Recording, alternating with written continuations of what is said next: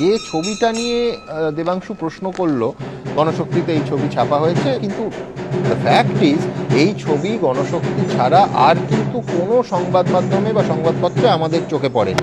শতরূপকে বলতে হবে যে এই যে ছবিটা গণশক্তির লিড হিসেবে ছাপা হয়েছিল রবিবার, আমি কিন্তু পরিষ্কার আমাদের টেকটা এখানে বলতে চাই, আমাদের ফুটেজের সঙ্গে এই ছবিটা আমরা মিলিয়ে দেখেছি, গণশক্তির এই ছবিটা মিলছে না।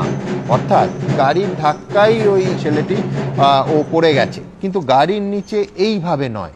এইখানে আমাদের খটকাটা। আমার দুটো কথা আবার রিপিট করতে হবে, একটা হচ্ছে যে এই ছবিটার সঙ্গে এবিপি আনন্দের ফুটেজ মিলছে না, আর দুই হচ্ছে সব থেকে বড় কথা যে ওখানে এবিপি আনন্দ সহ বহু সংবাদ মাধ্যম, যেহেতু একটা গন্ডগোল গত 2-2.5 ঘন্টা ধরে পাচ্ছিল, সেখানে সবাই উপস্থিত ছিল। বুঝতে পারছেন যে সাংবাদিক পারে না এমন কোনো কাজ নেই, বুঝতে পারছেন তো। এই ক্ষেত্রে আমি একটা কথা বলি, দেবাংশু তো কোনো মিথ্যে বলেনি।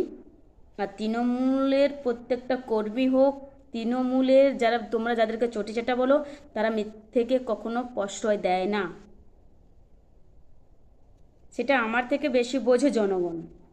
তোমরা যতই লাফাও, যতই চিৎকার করো সাংবাদিকের সামনে, আর যতই সাংবাদিক চেষ্টা করুক পকেট ভরিয়ে নিয়ে তোমাদের সাপোর্ট করে কথা বলার জন্য, কোনো লাভ হবে না। বোঝাতে হলে পাবলিককে বোঝাও, যদি জীবনে কিছু করতে পারো করবে। আমরা আগেও বলেছিলাম যে ওটা একদম ফেক পিক দেখানো হচ্ছে, পুরোটাই এডিট। আর দেবাংশুদা প্রথম থেকেই এটা করেই যাচ্ছিল যে পুরোটা ফেক এডিট করা।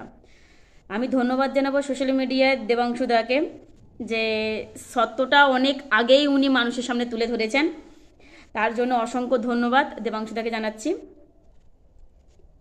আমার শুধু এখানে একটা প্রশ্ন, যে গণমাধ্যম কোথা থেকে পিকটা পেল, আর অন্যান্য সাংবাদিক চ্যানেলগুলো কেন পেল না, এবং অন্যান্য সাংবাদিকের চ্যানেলের সঙ্গে এই গণমাধ্যমের এই যে পিকটা কেন মিলছে না, এই প্রশ্নটা আমি আপনাদের কাছেও রাখছি।